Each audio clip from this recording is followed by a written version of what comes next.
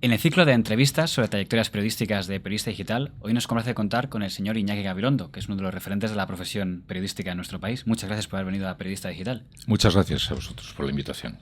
La verdad es que no es fácil tratar en breve tiempo pues 40 años de profesión, pero queremos recordar por lo menos algunos momentos destacados que ha tenido usted a lo largo de tantos años. Muy bien. La verdad es que cuando entrevistamos a don Eugenio Fontán, que nos habló de sus inicios en Radio San Sebastián y en Radio Sevilla, nos llamó la atención que dijo que ya entonces destacaba mucho, incluso que hubo problemas con la dictadura, que le puso como en el punto de mira a ese joven de Radio Sevilla. Bueno, ese joven director de Radio Sevilla y director de Radio San Sebastián. Es decir, no era por eso, no era porque fuera... Lo que ocurre es que la empresa nuestra en aquellos años estaba tratando de anticiparse al tiempo que se suponía que iba a venir después de la muerte de Franco, que se esperaba no iba a tardar. Y entonces pues tomó una decisión de poner a 3 jóvenes directores en emisoras un poco claves, en San Sebastián, en Sevilla y en Reus, en el País Vasco, en Cataluña y en Sevilla, ¿no? Y entonces yo era uno de esos 3. Fuimos elegidos para ir rompiendo un poco la situación en la que nos encontrábamos, ir amagando en la dirección del tiempo venidero. Por tanto, casi estaba en el encargo que tuviéramos disgustos y problemas con la situación, y los teníamos, ¿sí?, con bastante frecuencia. Una cosa que llegó a decir, si al menos yo no lo entendí mal, es que hasta llegó a meter gente en la dictadura para que le tuvieran vigilado. ¿Le consta algo de ese estilo? Sí. No, eso fue en Radio Sevilla concretamente, donde fuimos muy beligerantes. Pues sí, tuvimos algunos problemas de estos, algunas provocaciones bastante gordas, y nos estaban buscando mucho las cosquillas, nos tenían muchas ganas. Radio Sevilla era una emisora muy importante, y nosotros le dimos un meneo bastante grande, y entonces pues sí, nos convertimos en la diana de algunas iras en aquel momento, sí. En aquella época no se podía hacer información política, ¿no? No se podía hacer información, sencillamente. Hasta el año 1977, 2 años después de la muerte de Franco, todas las emisoras de Radio de España tenían que conectar obligatoriamente a las 2:30 de la tarde y a las 10 de la noche con Radio Nacional de España. Todas las emisoras de España, el boletín informativo o el servicio informativo, que la gente popularmente llamaba el parte, que daba Radio Nacional de España.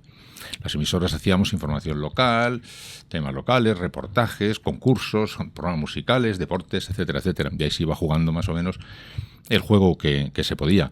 Y en el año 77, cuando por fin se pudo hacer el primer programa que se podía llamar directamente informativo, fue precisamente, yo fui uno de los 2 que lo hicimos José Joaquín Iriarte, que está en COPE, y yo, con Carlos González como técnico, hicimos el primer programa que se pudo llamar así, porque ya se estaba emitiendo Hora 25, pero que se llamaba un programa de cuestiones actuales. No se podía llamar un programa informativo, tenía que andar ahí jugando en tierra de nadie. El primer programa informativo que hicimos así como tal, llamándose programa informativo, fue a las 2:30 de la tarde de un día de octubre del 77, cuando hicimos Iriarte y yo con Carlos González el primer programa, sí.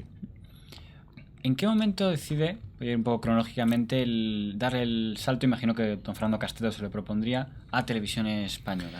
Pues yo entonces era director de informativos de la SER, y Fernando Castedo me propuso ser director de informativos de la tele. Yo en aquel momento lo consideraba que era imposible no aceptar aquel encargo. La televisión había una televisión, era un poder absolutamente colosal, y además era una circunstancia un poco personal. Yo estaba viviendo una circunstancia personal muy complicada, tenía a mi mujer muy enferma, etcétera, y tuve la impresión primero de decir que no, porque dadas mis circunstancias personales no podía aceptar un desafío de aquel calibre, y entonces dije, como no acepte este desafío porque mis circunstancias personales no me lo permiten, estaré en cierto sentido jubilándome. De manera que lo acepté. Era prácticamente imposible rechazar una oferta como aquella, dirigir la única televisión que había en aquellos momentos, que con Fernando Castedo pues vivió lo que se llamó la primavera de un pacto que hicieron las fuerzas políticas, que Adolfo Suárez propulsó, para que las fuerzas políticas pues, en fin, convinieran en hacer un ejercicio como el que ahora se ha hecho últimamente, de darle a los profesionales la oportunidad de actuar no actuar bajo mando del gobierno. Era Suárez el presidente, y fue Suárez el que pactó con el PSOE y con la izquierda, con el Partido Comunista, para hacer esto posible. Y de ahí surgió ese equipo que Fernando Castedo, que era de UCD, presidió, en el que estaba yo director de informativos, que no era de la UCD ni era de nada, estaba Sotillos, que era del PSOE, director de Radio Nacional de España, y estaba José Luis Balbín, que entonces estaba vinculado al Partido Comunista, estaba en programas especiales. Yo creo que yo salí de director de informativos allí porque no era la primera propuesta de nadie, pero podía ser la segunda propuesta de varios, sospecho. El consenso. Sí, porque la UCD tendría otros candidatos que a lo mejor no les parecía bien al PSOE, el PSOE tendría algún candidato que a lo mejor no le parecía bien al UCD, y yo terminé siendo un poco ese segundo que más o menos se coloca así. Y este capricho de la historia, que esto es enero del 81 y llega a febrero del 81, ¿no? Sí, esto es enero, que se llama diciembre del 80, sí, del 81. Y llega a febrero del 81, efectivamente. Nada más llegar yo en aquel enero, Adolfo Suárez dimite. Yo estuve en el equipo que fue a grabar el mensaje a la Moncloa. Yo tengo en mi casa el QE del mensaje de Suárez. Me voy sin que nadie me lo haya pedido. Estaba yo allí con él cuando lo grabó y me llevé el QE luego a mi casa. Y efectivamente un poco después el 23F, sí. La verdad es que del 23F ya ha hablado usted muchas veces, para no repetirme, pero un comentario que sí le quería hacer. Cuando hablamos con don Joaquín Arozamena, una cosa que él nos comentaba es que él tenía que presentar el telediario, creo, de las 8. Sí. Y él comentaba que de repente desapareció todo el mundo. Digo, yo me encontré con que tenía que presentar un telediario y todo el mundo desapareció. Digo, no tenía a quien pedir instrucciones. Fernando Castedo, cuando lo entrevistamos aquí, nos dijo que él no podía porque básicamente estaba con una pistola apuntándole. No sé exactamente si usted en una situación parecida. Yo estaba controlando un poco a la redacción. Es que todo fue una situación muy caótica. Los soldados nos dijeron que desapareciera todo el mundo de los pasillos y que hicieron el favor de encerrarse. Entonces Joaquín se iría donde fuera. Yo ni me acordaba de él. Yo estaba con toda la redacción tratando de controlarla allí, porque todos preguntaban ¿qué pasa? Yo no tenía ni idea de lo que pasaba. Pero sé que no teníamos que dejarle a nadie salir al pasillo. Y era difícil porque entre los redactores había veteranos periodistas de estos de grandes reportajes, que se hacía entonces Primera Página, etcétera, que se pasaban el día entre soldados y entre guerras por el mundo entero, a los cuales no les asustaba absolutamente nada un soldado con escopeta, ¿no? Y que estaban queriendo salir y preguntar e interesarse. Y estamos tratando de controlar ya a los muchachos.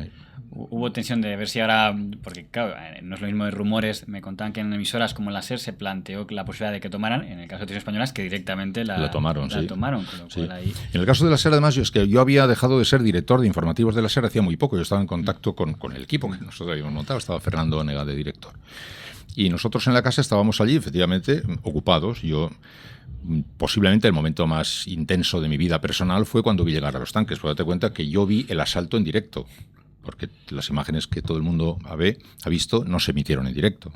No se emitieron, entonces se emitieron 20 y tantas horas después. Pero yo sí que en mi despacho vi en directo el asalto y vi lo que allí ocurrió.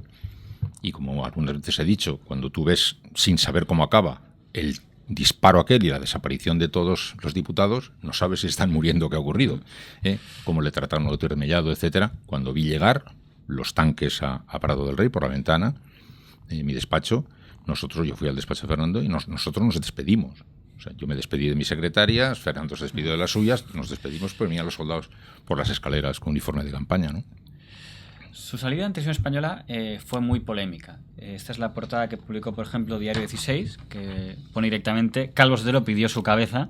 Eso parece que fue, sí. Fernando Castedo, cuando le preguntamos del tema, él contaba que, más o menos lo que contaba usted, de que ellos habían sido puestos por Suárez y se encontraron con un gobierno diferente que no le acaba de convencer esa idea, pero aseguraba que su objetivo era derribarle a él y tanto como que pilló de camino la cabeza. Eso fue así. Nosotros fuimos, como he dicho, nombrados dentro de una lógica que fue impuesta por Adolfo Suárez en aquel momento, digamos, una cierta ingenuidad, digamos, con lo que ha hecho ahora Zapatero, que ahora el PP se lo ha cargado, y que lo que hizo Zapatero muchos en el PSOE tampoco estaban de acuerdo. Entonces, aquello que Suárez hizo, aquel intento de jugar un juego abierto, profesional, él lo decía, a mí me dijo, mira, la televisión no se la cree nadie, de manera que no me sirve ni a mí. Entonces, prefiero que consiga credibilidad, aunque sea diciendo cualquier cosa que... Pero muchos dentro de su propia formación consideraban que aquello era un disparate. Nosotros entramos dando bastante guerra, por cierto. Y efectivamente, cuando llegó el nuevo gobierno consideró aquella política de Fernando Castedo como un error a corregir. Era un error a corregir, que de hecho se corrigió. Yo fui el primer corregido y luego fueron corregidos sucesivamente los demás hasta llegar al propio Fernando Castedo. Y no he hecho en cara que creo que las cosas fue un documental sobre el paro, me parece haber entendido. Sí, el final fue un documental muy duro sobre el paro, porque el paro era muy alto y se hizo un reportaje se hacía después del telediario. Hacíamos media hora un suplemento al telediario sobre un tema específico, ya que era un reportaje muy, muy caliente y muy duro, con la gente muy enfadada, y ese fue un poco el desencadenante final, ¿no? Bueno, de Pero todas maneras... era verdad, o sea, por decir... No, era verdad, sí, pero era realmente... Pero ya digo, estábamos nosotros cazados a contrapié porque nos nombró un gobierno, digamos, o nos nombró un gobierno que había establecido aquel paréntesis primaveral, y el siguiente gobierno que llegó pues vino a rectificar algunos errores o algunos excesos de tipo anterior, entre los cuales ese, con lo cual pues caía ahí. Por cierto, tengo una anécdota muy bonita, que es que años después, un día yo le propuse a Leopoldo Calvo Sotelo, quería que Leopoldo Calvo Sotelo, que ya había dejado de ser presidente hace años, colaborara en Hoy por Hoy haciendo algún tipo de columna o algún tipo de opinión. Entonces quedamos para comer. Y cuando llegamos a comer, a mí me pasaba años, y me dijo, antes que empezar a hablar, digo, antes de que digas nada, quiero pedirte disculpas por lo que ocurrió entonces. Un detalle que me parece extraordinario, porque por otra parte no tenía que pedirme disculpas de nada. En segundo lugar, yo ni me acordaba de lo que estaba diciendo. Me dejó claro entonces que era el presidente el que había... Sí, el presidente estaba apretando mucho, porque como digo, lo que ocurrió después del golpe de Estado fue, pues sí, tomaron unas decisiones correctoras, con la LOAPA, con procesos autonómicos, y nosotros éramos, como digo claramente, un equipo constituido en un momento dentro de una lógica que el nuevo gobierno no pretendía seguir y que todos estaban considerando que se había ido un poco de las manos, que era excesiva y que era un error a corregir, ¿no? ¿Cómo fue el regreso a casa, por así decirlo, a la cadena SER, pero yo paso por aquella pequeña emisora de 16? Sí, bueno, es que yo lo que ocurre es que ya digo, yo era director de informativos de la SER y cuando me fui a televisión, en son absolutamente de maravillosa paz, Fontán pues se tenía lágrimas en los ojos, pero a mí me quería como un hijo, genio. Ya digo que me nombró uno de los 3 directores de su nuevo... Nos metió en el equipo directivo, digamos, a 3 chicos jóvenes. Él me quería mucho a mí, aunque teníamos muchas tensiones. Y yo me despedí de él con una despedida mejor imposible, con lágrimas en los ojos, esta es tu casa, etcétera. Pero ocurrió que cuando yo me marché nombraron a otro director de informativos, que fue Fernando Onega, y cuando yo me marché de la tele, pues ya estaba ocupado ese puesto. Y por otra parte yo había salido con una lección aprendida. Yo ya no quiero ser director de nada. Yo dije, había sido ya director de 3 emisoras, director de informativos de la SER, director de informativos de la tele, y había aprendido una lección que me acompañó siempre, ¿no? Yo dije, esto es como el entrenador de fútbol. A ti te triunfan o te fracasan. A partir de ahora yo voy a triunfar si triunfo yo y voy a fracasar si fracaso yo. Pero a mí no me triunfan ni me fracasan más. No quiero ser un hombre de despacho que lanza sus tropas a la acción para esperar a ver si le triunfan o le fracasan, como el entrenador del equipo de fútbol, ¿no? Me había aburrido como director de informativos, había sido muy feliz, pero eso de estar esperando a ver qué tal hacen las cosas los que las hacen, porque tú estás sentado esperando a ver cómo las hagan, yo había tomado esa decisión. Entre que Fontán había ocupado el puesto, entre que yo no tenía ganas de ocupar ningún puesto directivo más en mi vida, y entre que Fontán, como había salido yo bastante rebrincado de ahí, me había mirado ya como un tío un poquito peligrosillo, me dejó en el dique seco una temporada, hasta que finalmente ya un día hablamos mucho y le dije, mira Eugenio, yo ya no quiero ser más directivo. Tú me has nombrado directivo de tu casa en varios lugares muy destacados, yo te lo agradezco mucho, pero yo a partir de ahora, si te interesa, te intereso como profesional.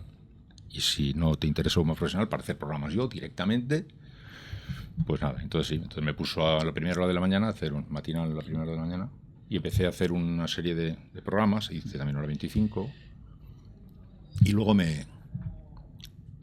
luego ya pasé a la cadena ya de programas que fui haciendo hasta que hice Hoy por Hoy. El momento en el que está haciendo todavía matinal SER, el informativo, es cuando se produce el cambio accionarial en 2 fases en la cadena SER, que en enero, digamos, entra ya la SER con un pequeño paquete y ya en junio tiene el paquete completo. ¿Quién? La SER, no, Polanco. Perdón, sí, Prisa. Pero he dicho, el grupo Prisa compra él.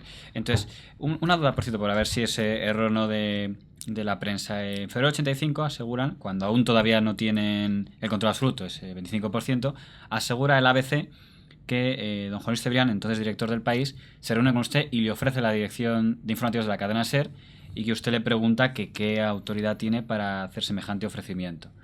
¿Recuerda este asunto? Sí, lo recuerdo bien. Bueno, eran momentos muy complicados porque yo, como digo, estaba en la SER yo era un profesional destacado, tenía 2 premios Ondas ya, tenía, como digo, pues un currículum de autoridad en la casa y era un hombre conocido dentro de la casa, posiblemente menos para los oyentes, pero mucho dentro de la organización. Entonces Juan Luis, que estaban en aquel momento viviendo aquellas tensiones de que ya tenían tantas o cuantas acciones que yo nunca entendí muy bien porque nunca me metí mucho en cómo iban estas cosas. Un día Juan Luis me dijo, oye, que nos conocíamos hace mucho, oye, ¿quieres tú que te nombramos director de informativos ya? Porque dentro de poco nosotros vamos a entrar ahí y tal.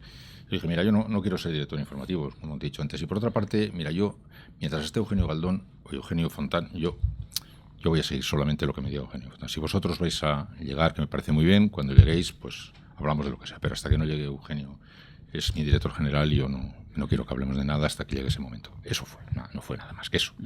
No tuvo más ni menos importancia. Efectivamente, yo estaba esperando solo que evitar en aquellos momentos que había tantísima confusión y tantísima tensión que pareciera que yo estaba jugando un juego de un bando, de hondo. Yo era un hombre de la SER, un hombre claramente de la casa. Estaba contento con que llegara el Grupo Prisa porque a mí me gustaba el planteamiento que tenía de la profesión del Grupo Prisa. Me parecía más moderno en su gestión. Yo estaba contento de que fueran a venir, pero yo no voy a moverme ni un centímetro de nada en ningún sitio. No quiero parecer aquí estar jugando juegos de nada, ¿no? Y no creo que estuviera Juan Luis intentando eso, pero me estaba como anticipando sus intenciones y yo dije. Pero por otra parte ya he dicho también, le dije lo mismo, que yo había tomado la decisión de no ser más responsable de ejecutivo de nada. Yo no quería ser más hombre de despacho Y llega Eugenio Galdón a la dirección de la cadena SER y se deciden, no sé si de quién tuvo la iniciativa, que usted, que había hecho programas informativos meramente en matinal, haga ese cambio de que creo que deja Matinal SER a Antonio Jiménez y crea a partir de las 8 o 9 Hoy por Hoy. Sí, no me acuerdo exactamente en qué momento. Sí, no sé si fue Galdón o antes. Sí, pues por esa época llegó Eugenio Galdón y Eugenio Galdón a mí me ocurrió que cuando llegó el Grupo Prisa llegó con una actitud muy renovadora a todos los efectos. Se produjo primero un gran número de jubilaciones anticipadas, se modernizó mucho, se hicieron obras en las instalaciones, o sea, vino con una política muy modernizadora. Salió bastante gente. Entonces yo de pronto me encontré con que era uno de los veteranos de los que tenía el know-how de la antigua SER, porque muchos de los que habían estado eran más mayores que yo, se habían ido jubilando, y de repente me encontré que se tenía. El grupo nuevo que vino me otorgó siempre mucha confianza. Me concedió mucha confianza profesional. Y Eugenio Galdón también. Eugenio Galdón me llamó y me dijo: yo quiero que tú seas un hombre importante para nosotros. A mí todos me han otorgado, tanto Eugenio Fontán como Galdón, como Polanco, me dieron siempre mucha confianza. Y Eugenio Galdón me dio esa confianza y me puse a hacer el programa. Que fue un éxito. Hasta ese momento, digamos, el magazine líder era protagonistas. Sí. Nosotros no participábamos en la cadena. El encargo, Luis del Olmo era en fin, dominaba absolutamente las mañanas. Luis del Olmo además había hecho una transformación, yo lo digo siempre que tengo ocasión. Luis del Olmo es el hombre más importante de la transformación de la radio en España, porque fue el primero que introdujo en la mañana, que tenía contenidos de tipo de animación, más o menos de contacto ama de casa, concursos, cosas así, que introdujo los elementos de la actualidad, por los cuales hemos ido siguiendo luego los demás todos, ¿no? Pero nosotros no teníamos cadena entonces, y teníamos espacios en cadena que eran concursos y cosas así. Entonces yo salí con el encargo de comparecer como SER en el mercado de la mañana frente a Luis del Olmo y tratar de iniciar la batalla con él. La inicié. Fue muchos años de batalla, durante los cuales, pues, durante muchos de ellos él me ganó con claridad, luego yo le fui cogiendo el terreno, luego yo le terminé ganando a él. Pero bueno, mantuvimos siempre una feroz pelea y una buena relación personal. Y pasó de ser primero informativo, luego era inicialmente solo la parte magazine, a ocupar también la parte informativa. Sí, claro, es que ha sido una cosa. Mira, ahora por ejemplo, que en la cadena SER ha habido cambios y que la gente está extrañada de que se parta la mañana en dos pedazos. Hemos de decir que la gente aquí no sabe que España es el único país donde una única persona hace el programa llamado informativo o luego el posterior tiempo más de magazine, porque en los demás países, en Francia, por ejemplo, el tramo informativo puro lo hace un periodista puro y el otro lo hace un periodista, digamos, más de animación. Y el director general nuevo, que ha venido aquí a la SER hace un tiempo, es del colombiano Alejandro Nieto, vino pronto con la idea de hacer ese tipo de partición. Nosotros nos fuimos empujando uno a otro, Luis y yo. Yo era un hombre del periodismo, que la parte informativa la hacía con naturalidad y que la otra la tuve que ir poco a poco aprendiendo, y Luis del Olmo era un hombre de la segunda parte que tuvo que ir aprendiendo la parte primera. Nos fuimos empujando el uno al otro. Hasta que finalmente pues, nos fuimos atrapando en una especie de compromiso mayor que se acentuó cuando llegó Antonio Herrero, porque Antonio Herrero era un periodista puro.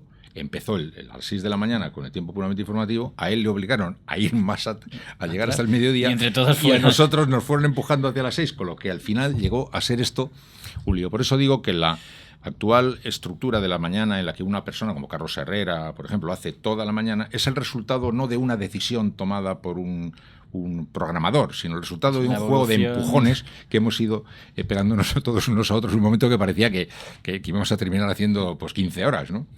La verdad es que en algunos sectores se pensó cuando en el año 2005 se metió en televisión, que era su comienzo en televisión, y llamó la atención cuando se echó en vista de hemerotecas ver que ya había tenido varias experiencias con programas de televisión, como por ejemplo uno llamado En Familia, que veo aquí uno muy destacado. Esto es una entrevista que le hacen por motivo de un programa que había hecho en la Echaurrondo, en la Guardia Civil, de un programa de En Familia, que pues aquí... Bueno, ese fue un programa de un éxito extraordinario, porque yo tenía, en la única televisión que había, yo hacía durante 3 años seguidos, hice un programa los viernes a la noche, que duraba hora y media, a las 9:30 de la noche, después del telediario, un programa de hora y media, la única televisión que había, tenía una audiencia absolutamente enloquecida, y era de temas sociales. Cosa que yo enseguida supe que cuando hubiera mucha rivalidad entre televisiones no se podría hacer. Y hicimos programas muy espectaculares, además con gran movimiento de cámaras, todo en directo, muy espectacular. Y uno de los que me recuerdo, pues sí, el que tú has dicho, hicimos en la Casa Cuartel de Zarauz, de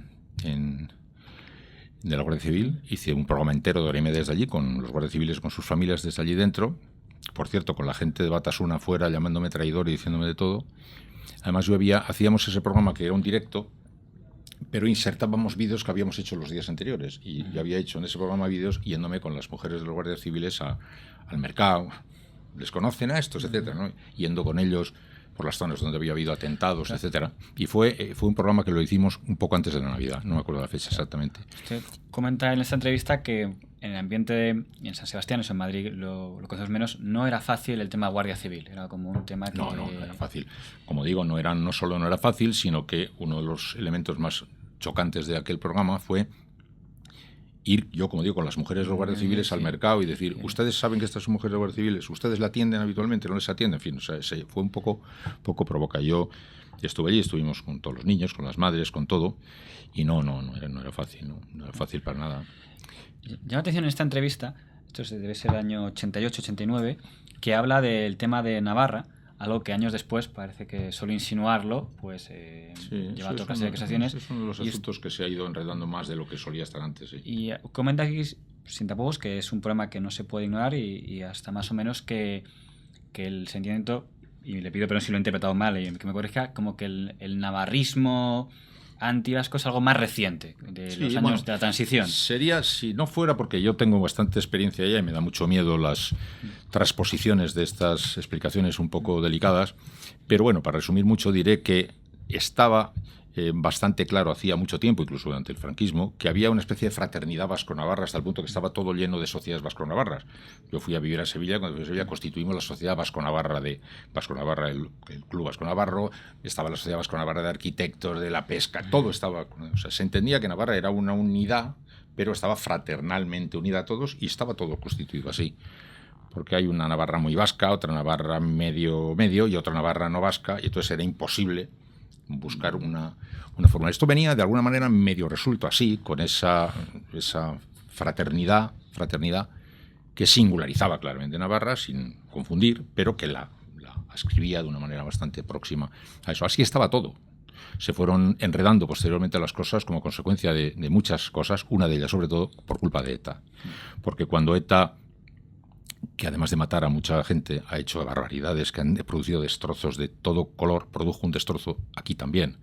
Porque al pretender imponer a los navarros la vasquidad, pues los navarros dijeron antes muertos que vascos, por culpa de ETA. Mientras que hasta ese momento había una fraternidad natural, de quienes naturalmente reclamaban su condición de singulares, pero que se entendían y se aceptaban como miembros de esta sociedad. Como digo, nosotros cuando fui en Sevilla montamos allí una sociedad vasca, se llamaba Sociedad Vasco-Navarra, y estaba todo lleno. Me gustaría, había la Sociedad Vasco-Navarra de arquitectos, de todo, estaba así constituido. Por eso digo que este es un asunto que merecería una discusión más detallada para evitar siempre malas interpretaciones, pero eso es más o menos lo que yo en aquel momento decía.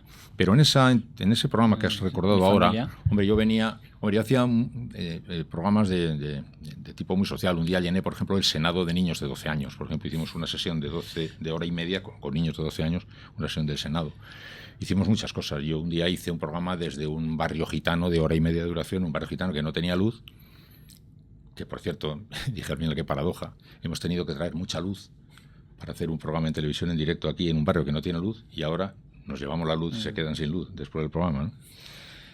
Era un programa que tenía mucho éxito. Y ese programa, pues, como digo, me gusta que lo haya recordado, Porque cuando años después, como consecuencia de las discrepancias en torno a cómo afrontar el tema vasco, algunos empezaban a creer que algunos teníamos como una extraña vinculación, más o menos, con los sectores más vinculados a ETA, por ejemplo, a mí me produjeron una ofensa muy grande, porque yo había estado luchando mucho y durante muchos años, desde mi micrófono de la SER y públicamente, pues defendiendo a las víctimas del terrorismo cuando no les hacía mucho caso casi nadie. Y a todo, cuando mataban guardias civiles y cuando mataban funcionarios de prisiones, cuando mataban gente así, que entonces los políticos se fijaban menos que cuando empezaron a matar políticos, ¿eh? Y entonces empezaron todos a apuntarse a todo y me parece muy bien. Pero de repente un buen día, por discrepancias en algunos enfoques políticos, de pronto aparecían algunos considerándote casi como un sospechoso de estar cómplice de terrorismo. Y algunas cositas, esta que ha recordado ahora, no es fácil, os puedo asegurar que no es fácil hacer en aquellos años un programa en directo de hora y media de duración desde una casa cuartel, viendo en todas las televisiones de España y en todas las televisiones de Zarauz y todo el mundo ahí, sabiendo que era un tío extremadamente conocido, como de natural, ¿no? La verdad es que, aunque me interesa volver a la trayectoria, pero ya que he abierto el tema, a ustedes en el momento en el que más entiendo que se criticó desde el sector, por el nombre más derechista, si se quiere, por el tema, fue porque creo recordar que fue muy crítico con el PP y con el PSOE por el tema de la ley de partidos. No de la ley de partidos. Yo fui muy crítico con el PP y el PSOE porque consideraba que estaban equivocándose seriamente y se enfadaron los dos mucho, porque luego al cabo de 5 minutos todos descubrieron que yo era una especie de pregonero del PSOE, pero el PSOE se enfadó conmigo tanto como el PP o más, y los del País Vasco ni te digo. Cuando el PP del País Vasco y el PSOE del País Vasco juntos hicieron la campaña, creo que en el 2001, para promocionar a Jaime Mayor-Oreja como presidente, como Lehendakari, exacto, y él que era ministro del Interior, y a mí me pareció un disparate de primera categoría, y les anuncié a voz en cuello que se iban a dar un castañazo porque iban a relanzar completamente el nacionalismo. Entonces ellos, como había un gran clamor de apoyo a aquella jugada y todos estaban convencidos de que yo iba a ir muy bien, pues me consideraron el aguafiestas del régimen y algunos me consideraron un poco una especie de submarino oído. Yo estaba diciendo que aquello era un error grandísimo, que estaba además alimentando de una forma que demostraba no conocer al País Vasco. Y la prueba de que yo estaba diciendo una cosa razonable, me acuerdo que había en mi propia casa mucha gente que estaba en desacuerdo conmigo, me acuerdo Javier Pradera, Ramoneda, todos estaban enfadados conmigo, me decían que yo no estaba entendiendo lo que estaba queriendo hacer, y yo decía, yo no sé si estoy entendiendo, yo solo os digo que va a salir mal, que va a ganar el PNV. Y me acuerdo que hasta Jordi Pujol me llamó y dice, usted dice, yo le digo eso porque conozco mi tierra y porque esta operación se está vendiendo mal, se está entendido como una operación antinacionalista, y entonces se está provocando una nacionalista, si solo quiero decir eso. Y entonces digo, se están equivocando y están haciendo están cometiendo un error. Y entonces en aquel momento es cuando se produjo una oleada de ira muy grande contra mí, en la cual se llegó incluso a hacer este tipo de observaciones más o menos de complicidad indirecta con el terrorismo, que a mí me dolió de verdad mucho porque yo podía estar equivocado. Claro que podía estar equivocado. De hecho, me he equivocado muchas veces, pero yo creía que estaba a salvo de sospechas de cualquier tipo de cosa en esa materia, porque llevaba muchos años ante un micrófono y había sido oído millones de veces en esa materia, ¿no? Bueno. Pues por cambiar un poco de tercio, otro incidente que igual porque desde la lejanía digo muy divertido, igual en ese momento no lo fue tanto, el de las cintas de Chiqui Venegas. Sí, estuvo bien eso, sí. Yo en el año 91. Sí, con Luis Fernández. Efectivamente, Luis Fernández es director de informativos. Hoy por hoy se emite unas cintas de Chiqui Venegas, secretario de organización del PSOE y hombre fuerte del guerrismo, criticando a Felipe González con otro interlocutor que se decía que era Fernando Mújica. Sí. Y usted emite esas conversaciones, imagino que sería una decisión más de Luis Fernández que suya. Fue una decisión de la casa, de hecho, si yo la acogí en mi programa, me parecía bien, si yo solo le dije a Augusto del Cader, me dijo, tenemos aquí estas cintas, si hemos decidido darlas. Digo, pues vale, si hemos decidido darlas, vamos a darlas.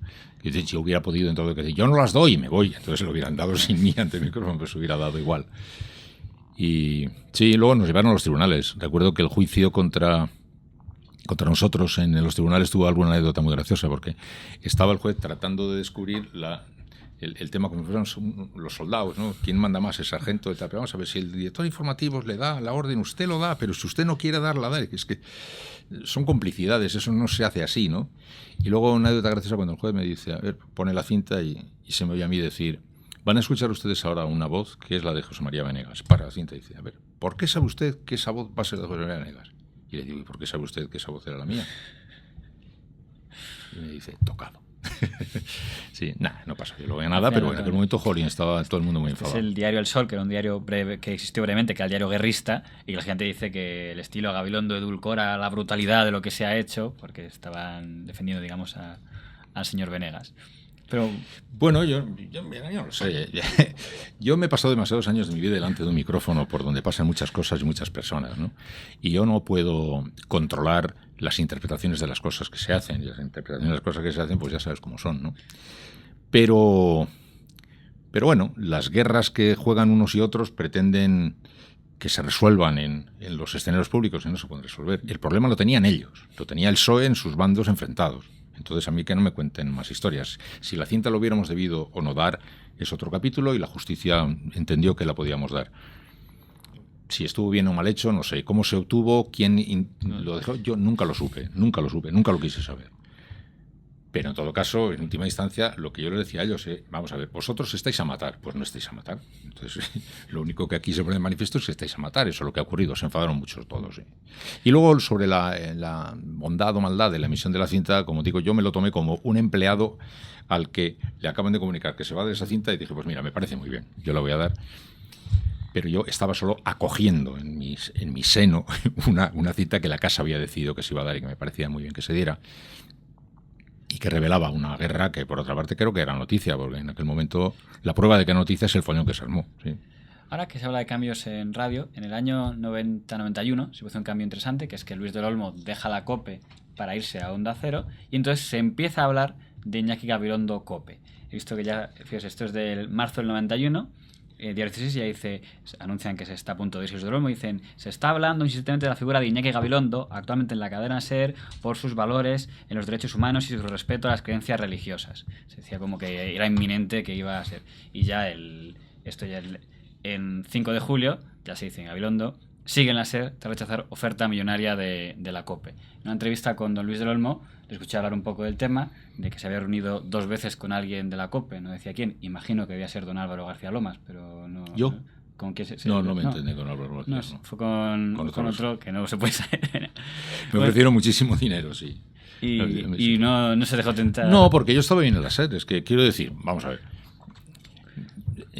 Hay un momento en que el dinero es muy importante y otro momento en el que el dinero no es muy importante. Yo soy de familia modesta y soy un hombre que no tiene todo lo que tiene, lo haya tenido ganando. Yo he tenido 3 hijos y momentos de mucha dificultad. Si me llegan a haber ofrecido a mí una cantidad muy importante de dinero, cuando yo necesitaba el dinero, pues entonces el dinero hubiera sido muy importante para mí. O sea, no. Pero en aquel momento yo estaba bien instalado y no tenía necesidad especial de dinero. O sea, por eso cuando entonces me decían, ¿cómo eres desprendido? No, yo hubiera sido desprendido si teniendo necesidad hubiera dicho que no, pero yo no tenía necesidad. Si me lo hubieran ofrecido 15 años antes, pues les hubiera dicho a todo correr que sí. No, yo estaba en la SER. Sí, bueno, para mí la SER era el Real Madrid. Yo desde niño pequeño soñaba con trabajar en la cadena SER. Yo estaba en el Madrid. Del Madrid no se va uno. Al Madrid va uno, no va uno del Madrid a otro sitio. Yo agradecí la oferta. Yo siempre he atendido todas las ofertas. Cuando me ha llamado alguien, siempre he ido, he escuchado y he agradecido la oferta. Pero yo agradecí la oferta, pero bueno, la comenté con mi mujer porque era mucho dinero. Pero dijimos, bueno, pero no necesitaba el dinero y la SER era mi casa y en la SER yo estaba bien. Así que no, tampoco tuvo más ni menos misterio. Y entonces fue cuando la SER... Sí, pero el ángulo divertido es el que, porque yo creo que tiene interés la pregunta, es por qué la COPE podía considerar que yo podía ser a la sazón un hombre más o menos cercano a su línea, ¿no? Bueno, pero sobre todo por el tema del tema social. Yo siempre he tenido mucha sensibilidad social y me he entendido muy bien con la gente. Estamos muy marcados por la idea, la imagen de en familia también. La imagen de familia que me había dado el carácter de un hombre que llamaban Sor Teresa de Calcuta, porque era una que hacía programas muy sueltos. Por eso se inventó Arangüena aquella frase de que fue de su agria polémica con Iñaki Gabilondo, que ahora Luis Martín la pone todos los días. Luis Martín en El País está haciendo cada día una entrevista a alguien de la selección española, de los futbolistas. Y al acabar, la última pregunta les hace eso. ¿Qué fue de su agria polémica con Iñaki Gabilondo? Y se quedan todos... Pero entonces, Ramón Arangüena, al decir eso, ponía mi nombre porque era como el paradigma del tío con el que era imposible haber tenido una agria polémica. ¿Entiendes? Y entonces todo el mundo se quedaba muy atónito con aquella pregunta. Y eso explica el contexto. Luego las cosas cambiaron un poco, ¿no? A mí entonces no me hubiera parecido imaginable que iba a llegar el día en que media España me iba a querer matar, pero bueno, es la vida, ¿no? Para hablar un poco del tema de lo que decís, te referencia ahora de las peleas entre medios. En la prensa de papel prácticamente siempre había existido. O sea, prácticamente desde el primer día, por ejemplo, Juan Luis Cebrián había sido atacado desde el primer día desde los otros periódicos, pues Sansón con el que sea, el periódico tal contra el periódico cual. Pero, ahora únicamente la parte de hemerotecas, no veía grandes ataques a Iñaki Gabilondo. Los ataques eran contra Prisa, se hacían sobre todo en Cebrián, y ya a partir del 92 un poco a Polanco. Digamos, no, a Gabilondo prácticamente no veo ningún ataque hasta ya el 96, por una historia que es porque en medio de la guerra del Mundo y El País, que se quedan portadas, Pedro J. Ramírez asegura en El Mundo que después de que le hayan criticado en la cadena SER ha podido intervenir, usted le ha dicho que sí y al rato le ha dicho que no puede ser. Para su versión, pues solo tenemos la de él. No, sé la versión que él. Yo tengo muy buena relación con Pedro. Yo le dije que no le dije que sí, luego que no, le dije que no. No tiene más misterio. No, le dije, mire, Pedro, dejémonos de ingenuidades, somos dos personas mayores, tú estás librando una batalla frontal con nuestro empresario, estás librando esa batalla, me parece muy bien, tú utilizas sus medios y él está utilizando los suyos, no te voy a dar cobijo en esto, pero no es un acto de hostilidad ni un acto de tal, ni me empieces a jugar el juego aquí de libertad de expresión. Son dos medios que están viviendo un enfrentamiento oficial, clamoroso, a cañolazo limpio. Hombre, no me seas infantil y pretendas ahora que yo te acoja para que vengas a la SER y le pongas desde la cadena SER a parir a eso me parece un poco ingenuo por su parte. Y entonces él se puso muy, muy ortodoxo y entonces empezó a decir al derecho, porque la SER, porque Iñaki, por tal. Pero bueno, yo creo que era, a fin de cuentas, se estaba forzando un poco, ¿no? Me parece poco probable que a alguien le hubieran dejado una página del Mundo para poner a bajar de un burro a Pedro J. Ramírez en plena guerra con otro desde otro medio. Así que, como él tenía conmigo relación desde hacía muchísimos años, me dijo eso, díjome, Pedro, no me pidas eso, sabes, te tengo que decir que no, Pedro, eso es. Antes ha mencionado el nombre de Antonio Herrero. Me ha llamado la atención, lo que estoy viendo en hemerotecas, el nivel de agresividad. Si no, claro, como no podemos escuchar las fonotecas de aquella época, no podemos ver lo que se decía. Pero bueno, según este artículo, que es del año 97, se dice que Antonio Herrero le ha calificado auténtica auténtica mierda. O sea, que ni siquiera en los tiempos que nosotros hemos vivido de hace 4 años he visto ese nivel de agresividad. En una entrevista aquí a mi compañero Miguel Pato ya le comentó que fue un cambio en la radio, el nuevo estilo que adquirió la COPE a partir del año 92. Sí. Pero solo quiero decir que eso lo dijo él. Yo no dije nunca nada parecido. Sí, en ningún caso, nunca. Quiero decir que esa no fue una discusión entre Antonio Herrero y yo. Antonio Herrero decía esas cosas, pero yo nunca referí nada de Antonio Herrero, ni para bien ni para mal. O sea, quiero decir que eso es importante porque hemos llegado a un momento en el que se hace aquí los dos bandos. Aquí no había dos bandos. Estábamos Luis del Olmo y yo peleando nuestra guerra natural. Llegó este señor, dijo esas cosas como ves allí. Y yo las oía y seguía adelante, o sea, yo no le dije nada nunca. O sea, hombre, aquí sí dicen que Carlos Llamas sí respondió también muy duramente. Carlos Llamas es posible que sí, pero yo no. Pero es verdad que usted no dice nunca, yo nunca he entrado. Él se metía, entró así, pues bueno, yo no sé si era por lo mismo que dijo luego Federico Jiménez Los Santos, porque un día Federico Jiménez Los Santos le dijo al loco de la colina que él cuando llegó a la radio decidió meterse todos los días conmigo porque era el líder, esperando que yo un día le entrara, ¿no?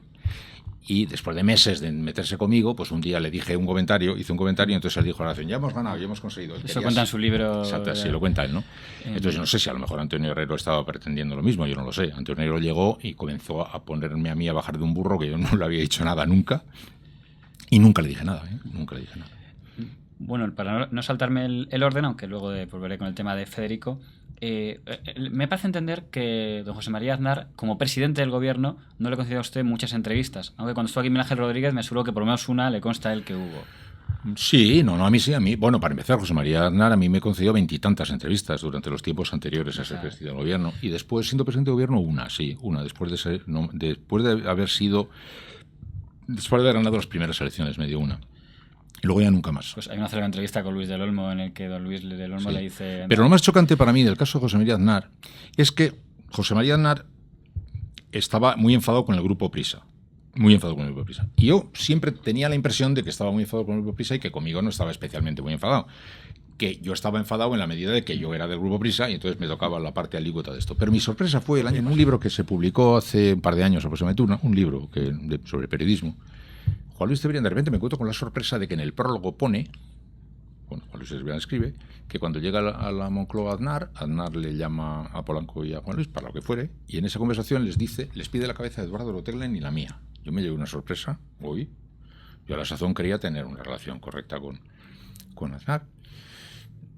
Y le llamé a Juan Luis y dijo, oye, ¿cómo no me dijisteis nada? Y pues no te digo nada. Bueno, por un lado, les honra a Juan Luis Cebrián y a Polanco que ni siquiera me dijera nada y aquello siguiera adelante. Pero me quedé un poquito sorprendido porque yo había estado convencido de que el enfado de Aznar era con Prisa. A mí me tocaba en la medida en que estaba en Prisa, pero no una cosa específicamente conmigo, hasta el 2004. Hasta el 11M, a partir del cual ya sí que a mí me singularizaron mucho como un enemigo directo. Pero antes yo creía que era una hostilidad general en la cual yo pues estaba porque formaba parte de la tribu y hacía un programa muy importante en la radio de la casa, ¿no? Pero eso me dijo Juan Luis, eso lo he escrito, está publicado. Que ya en el año 96 le tenía Aznar a usted tanto cariño. Pues sí. Y desde entonces pues empezó a negarse a darme entrevistas, que yo, como digo, quiero recordar que no es que no me diera a mí, no le daba a nadie de la SER. Por tanto, yo me consideraba pues uno más de la casa a la que no le daba entrevistas, ¿no? Y luego empecé a entender que es que había alguna cosa personal conmigo que no sé qué es, no sé lo que fuera. En aquella época, en Hoy por Hoy, hubo secciones muy interesantes. Yo recuerdo que escuché alguna de las noticias del Guiñol, estuvieron en Hoy por Hoy durante un tiempo, y un programa muy curioso que era La Corriente Alterna, donde estaba el Gran Wyoming, que se parece un poco a lo mejor a lo que hace ahora él en televisión, ¿no? Una sección... No sé, no recuerdo bien. Ha habido muchísimas cosas ahí, sí. Había otra cosa en la Escuela de Valores que hacía Aldano, o sea, ha pasado muchísima gente por allí. ¿No? Porque es un interesante, habría que ver cuánta gente ha sido de las que ahora están en la escuela de la SER, desde presentadoras como Ana Pastor, hasta lo decíamos de humoristas como Wyoming, sería... Pues muchísimos, porque por ejemplo, yo qué sé, entre las chicas que han estado más conmigo, que considero como hijas mías, pues está Mamen Mendizábal, Silvia Incheurrondo o Ana Pastor, que han sido tres, vamos, que me llaman Aitá a mí, ¿no? Y luego pues muchísima gente, porque ha pasado por allí en tantos años, pues gente de todo tipo y color, y sí. Mencionó usted antes el 11M y la legislatura del 2004-2008, que ha sido peculiarmente conocida como legislatura un poco de crispación. Bueno, ya venía desde el 2000, ya venía siendo muy duro, sí.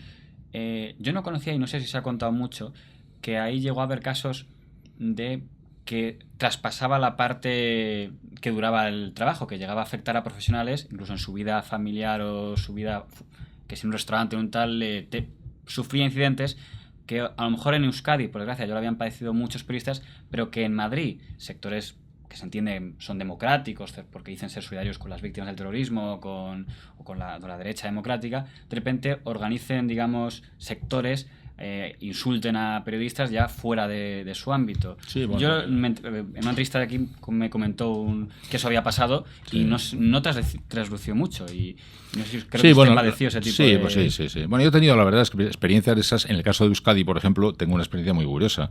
A mí me han pinchado de las 4 ruedas de un coche de Madrid en San Sebastián y las 4 ruedas de un coche de San Sebastián en Madrid. Tengo una experiencia bastante divertida. Sí, bueno, eran aquellos años, hubo mucho enconamiento, ¿no? Yo tuve algún incidente serio por la calle con gente que me ha insultado e incluso alguna cosa más, pero bueno, tampoco tengo ganas de volver a eso, pero la respuesta es sí. Hubo enconamientos que traspasaron la propia relación profesional, pero no hablo de compañeros, digo de muy tensa hasta tener algunos incidentes de importancia, ¿no? La excusa que usaban, digamos, los enemigos o adversarios, o como se nos acabamos de llamar, era, porque además ya lo han repetido a usted centenares de veces, la que repitió el día 12 de marzo la noticia que se había dado el 11 de marzo de los que el comando suicida. Sí, eso ya lo he contado 50 millones de veces. Cuando uno está haciendo un programa de radio, está conectando con 70.000 voces y 70.000 cosas que entran, y uno va dándoles paso a las cosas según van entrando y ya está. Y uno no le está pidiendo a cada uno el certificado de veracidad de las cosas que ahí se dicen. Y en aquellos días pues hicimos unos programas, a mi juicio, excelentes, torrenciales, con centenares de voces que entraron, de unidades móviles, de despliegue de todo tipo. Y bueno, esa es una de las noticias que se dieron en mi programa. Y que yo, como iba haciendo de cuando en cuando resúmenes o empaquetaba lo más destacado que se había dicho, pues también lo recogía porque me parecía destacado. Cuando se supo que no era cierto, yo pedí disculpas porque asumí la responsabilidad, como yo era el director del programa y asumí la responsabilidad de aquel error, y siempre lo he llevado como un error mío. porque a fin de cuentas fue un error que se emitió en un programa que yo estaba haciendo y que yo recogí y lo di.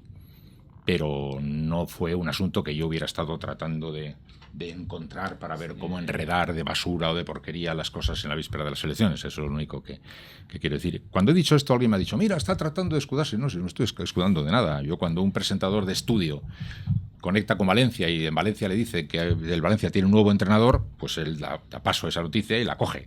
Cuando haces un programa como Hoy por Hoy, en una noche como esa, yo di paso a cientos de voces y una de las cosas que no fue esa y yo la recogí.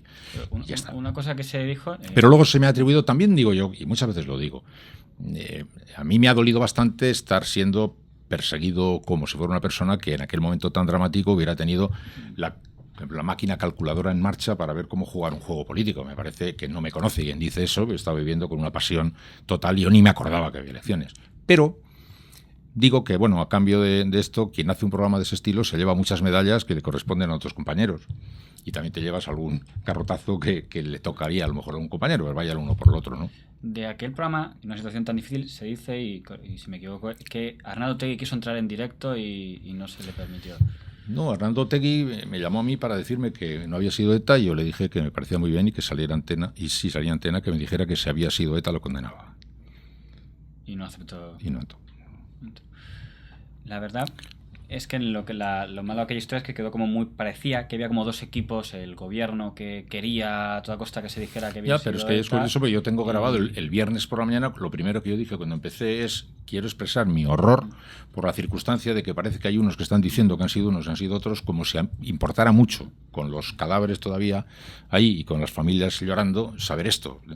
O sea, yo estaba totalmente al margen de aquella historia, pero la tensión fue muy grande, se enredaron mucho luego las cosas, y cuando, sí, parecía que había porque digamos, los medios más afines al gobierno, en el gobierno saliente, quiero decir, puede ser, por decir, la COPE o Radio Nacional, insistían mucho en la otra versión, con lo cual decías, qué curioso, los medios más cercanos a la oposición dicen una cosa... Bien, pero de todas maneras, en el capítulo de las cosas que se dijeron aquel día, es bastante interesante que a mí me pregunten muy a menudo por aquel error, cuando luego se supo que habían sido pues islamistas, y no se le pregunte a los que siguen diciendo que fue ETA cuando se sabe que no era. Aquellos cometieron un error. Y el error más gordo de todos, el más gordo con mucha diferencia, fue cuando el gobierno español pidió a Naciones Unidas una resolución contra el atentado. Y cuando, después de no entender muy bien por qué tenían que hacerla, deciden hacerla, el gobierno dice que no, que tienen que decir que tiene que ser ETA.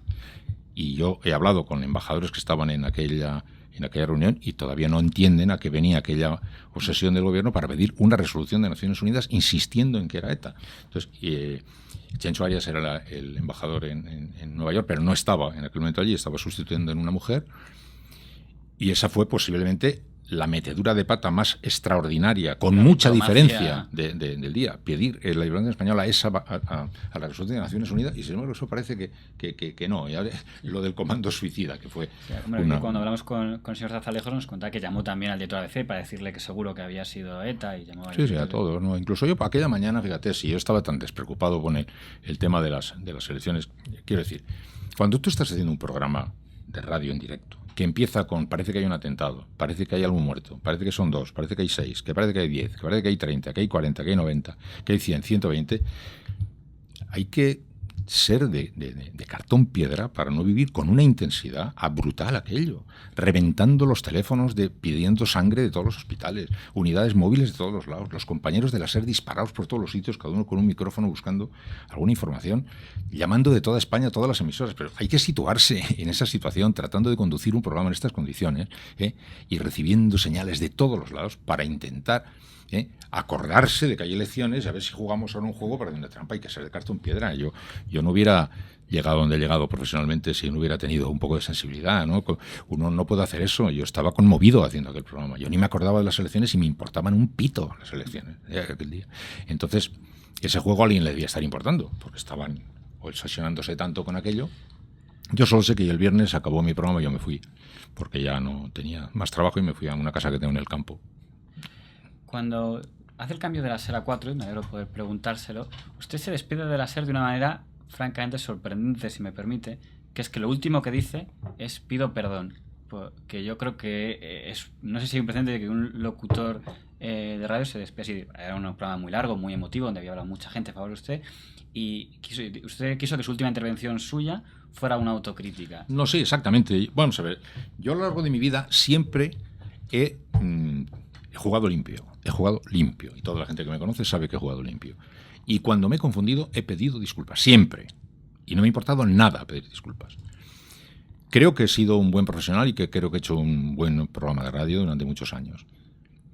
Pero hay una cosa que no me gustó, y fue mi ira. Y yo pedí perdón por mi ira. Hubo un momento durante la época que giraba en torno a la guerra de Irak, en la cual yo estaba irritado con el gobierno. Estaba irritado. Y yo en aquellos días dije cosas que no me arrepiento de haber dicho, porque eran justamente las cosas que yo creía, pero las dije con una ira que yo creo que no debe nunca transmitir una persona que ocupa un puesto de responsabilidad en una emisora de radio importante, en un país importante. Y entonces yo, aquella ira que transmití, pues a determinados fervorosos les ponía muy, muy, muy contentos.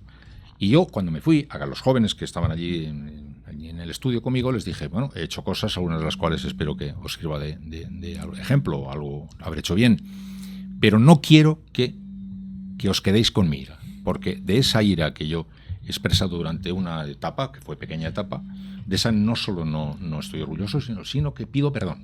Eso es lo que quería decir. De todos modos, creo que si no hubiera salido en prensa, en cuanto hubiera habido un adjetivo de Gabilondo llamó ayer a Aznar fascista, llamó tal, nunca hubo adjetivos. No, yo eso no he hecho. En comparación, pero digo por comparación con las otras emisoras. Yo manejo el castellano con alguna precisión y a mí no se me escapa delante del micrófono cualquier cosa. No, pero sí se me notaba airado.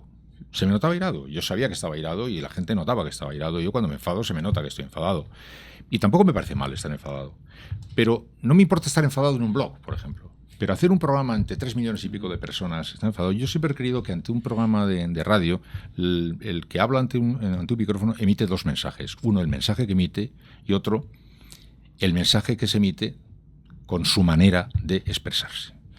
El mensaje que emite con su manera de expresarse puede resultar didáctico o no, sobre cómo se tiene que discrepar, cómo se está en desacuerdo, cómo se trata a los afectos y a los desafectos, etcétera, etcétera. Y ese segundo discurso me parece muy importante y de mucha responsabilidad.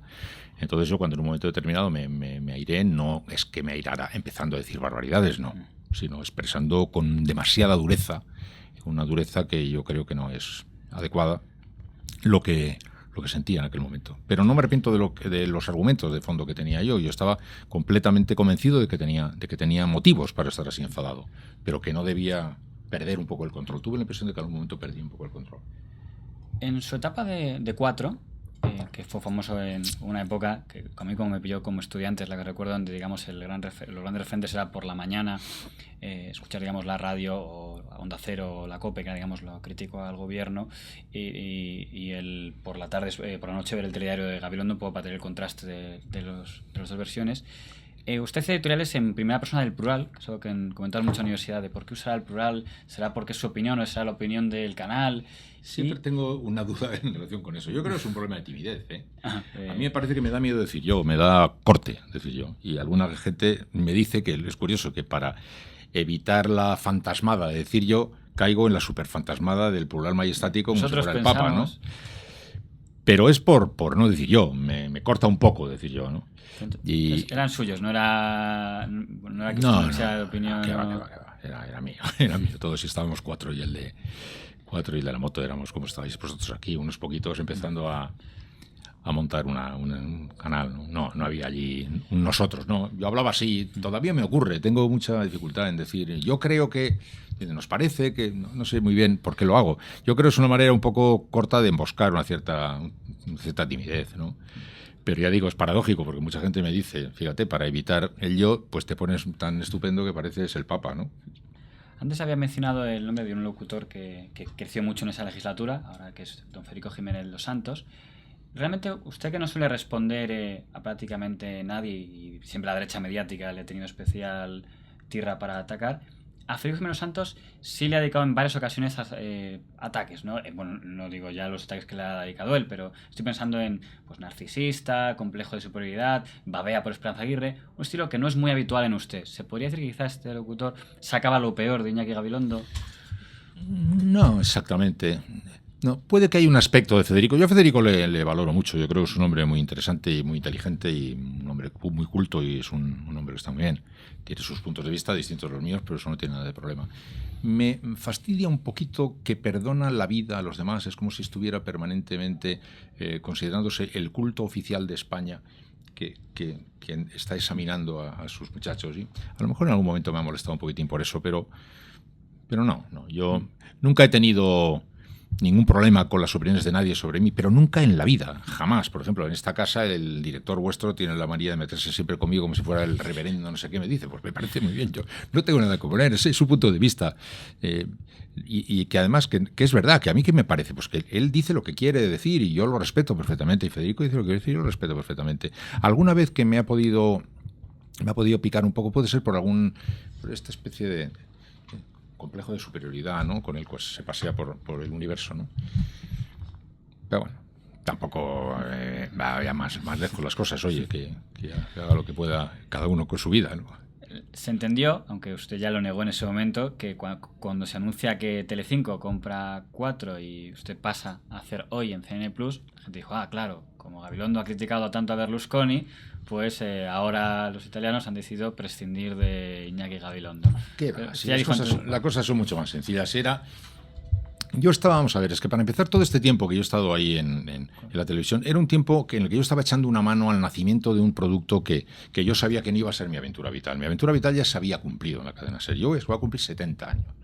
Entonces yo tenía 66 años. Yo ya tenía mi carrera hecha. Yo no tenía la intención en ese momento de iniciar una carrera profesional. Estaba ayudando al nacimiento de una cosa que estaba colocando sus primeros pedruscos. Cuando yo empecé en Hoy, sí, de repente me imaginé que podía estar ahí bastante más tiempo. Pero no, ocurrió que era evidente que el tipo de producto que yo podía hacer, pues no era un producto que le iba a interesar a Telecinco. Yo nunca me lo tomé así como... No se llegó a plantear si veto o no veto, no. Si, oye, cuando esto lo va a hacer Telecinco, si 4 va a entrar en esta órbita, harán un tipo de producto que no es el producto que yo hago. Ni les va a interesar, ni me va a interesar a mí. Con lo cual, eso era tan evidente que no había ni que planteárselo, ni plantear ninguna necesidad de nada. Por otra parte, yo ya había cumplido allí el papel que me habían pedido que cumpliera, que ayudara a construir el equipo y tal, ¿no? Entonces, ya que mencionaba Hoy en CNN+, lo hizo la franja de las 10, que es la franja, digamos, donde las TDTs tenían sus tertulias, pues el catálogo de Intereconomía, entonces aún estaba una en BO7, y llamó la atención que los tertulianos que estaban con usted, recuerdo estaba don Germán Yanque, don Chávez Zarzalejos, eran todos de un perfil muy moderado, que podías haber pensado, hombre, aquí pues algún tertuliano, por lo menos uno, que sea un poco el que meta más caña o el más espectáculo, pues en las tertulias deportivas o en las que sea, siempre suele haber, digamos, uno, y ahí no apareció el tertuliano espectáculo. Yo no he tenido nunca tertulianos espectáculo, ¿eh? No le yo el tertuliano espectáculo, más este espectáculo que he tenido es Isabel San Sebastián, en la cadena, en la radio, que es la primera radio que hizo fue conmigo en Hoy por Hoy. Isabel San Sebastián, además nos entendimos muy bien. Pero yo no he tenido nunca, no me han gustado nunca a ver, repasa conmigo, en Hoy por Hoy, algún tertuliano espectáculo. Yo no he tenido nunca tertuliano espectáculo. Es más, me lo han reprochado un poco algunos, incluso en mi propia casa. Porque, no sé, me ha parecido siempre muy delicado esto de que a primera hora de la mañana que se oficia y un poco la ceremonia de la opinión, así como...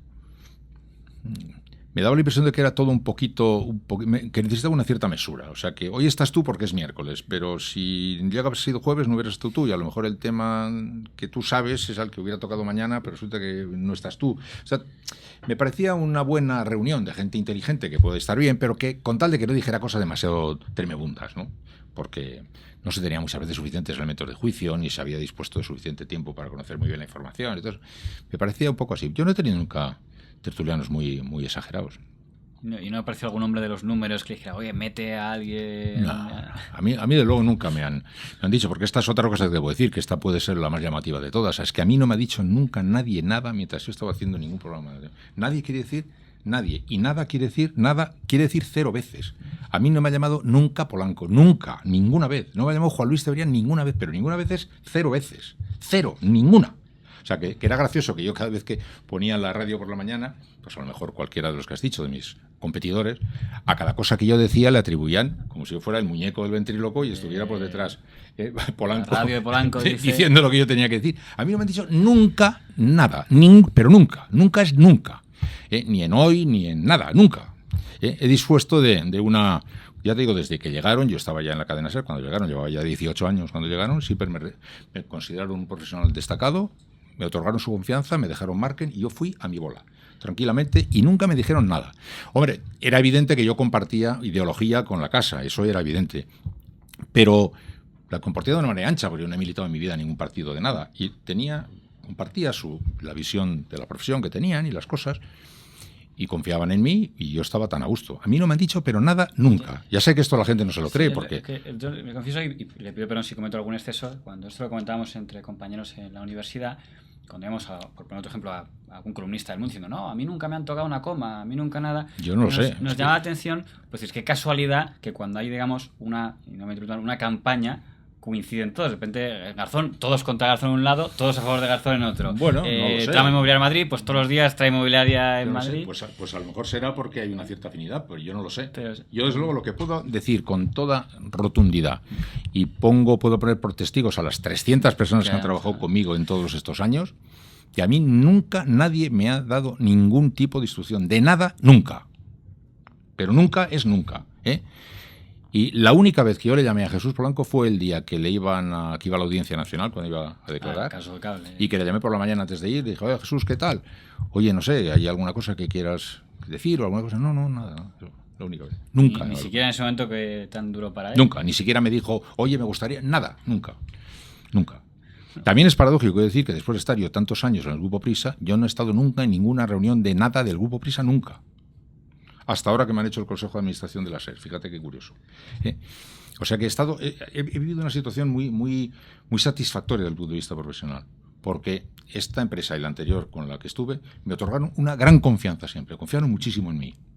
Evidentemente, si no hubieran estado de acuerdo conmigo, lo tenía muy fácil, me mandaban a la calle y tan amigos, ¿no?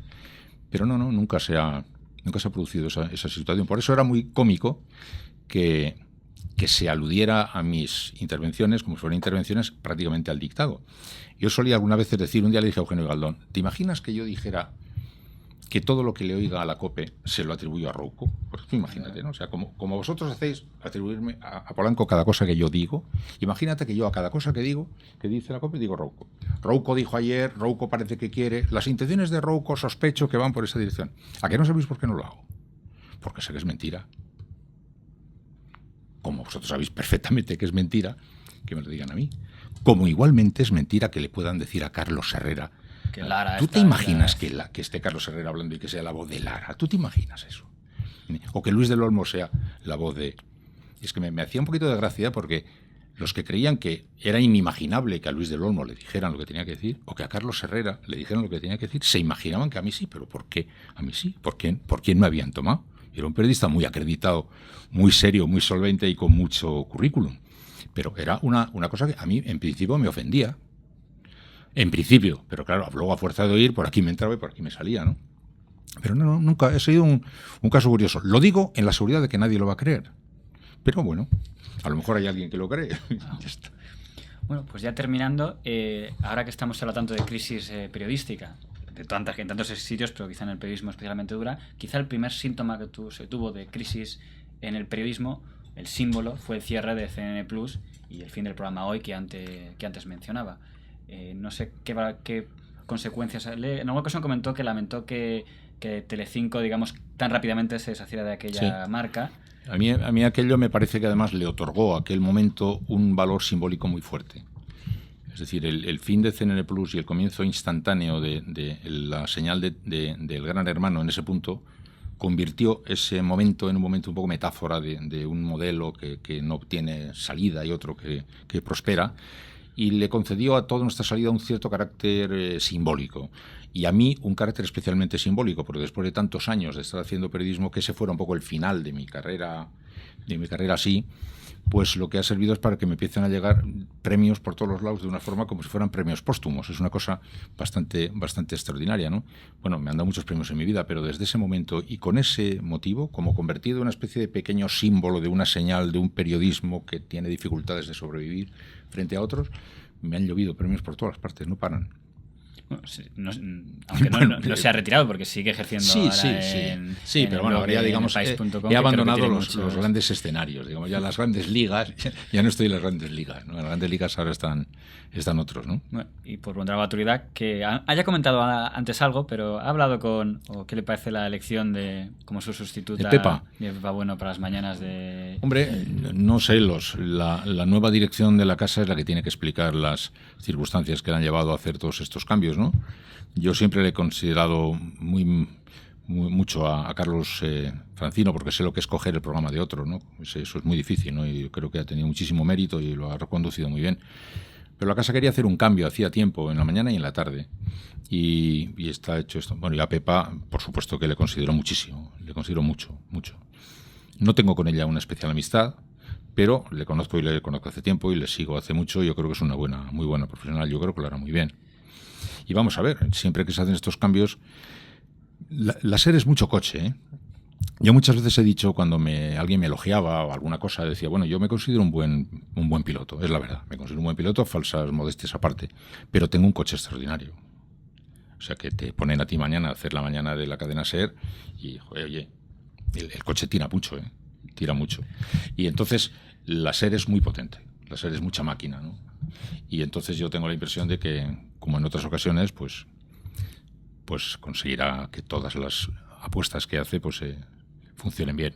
No le han tentado para que vuelva, porque yo en alguna entrevista que ha habido, por ejemplo, a Esperanza Aguirre, me acuerdo hace poco con el señor Francino, vi algunos Twitter que decían echamos en falta que vuelva Gabilondo. No, Gabilondo ya ha estado muchos años dando guerra por ahí, ya tiene que descansar y tienen que descansar de Gabilondo también los oyentes. Hace tiempo ya que se han merecido ese descanso. Son muchos años que llevo 45 años en la profesión, 45 años. Y en la SER, pues 40, y han sido muchísimos años, ¿no? Y estoy bien, quiero hacer muchas cosas hasta que me muera, pero ya desde luego de una manera distinta y con otro nivel de responsabilidad, ¿no? Que es lo que finalmente más te cansa. Pues, señor Gabilondo, muchas gracias por haber compartido este rato. Ha sido un placer. Muchas gracias por vuestra hospitalidad.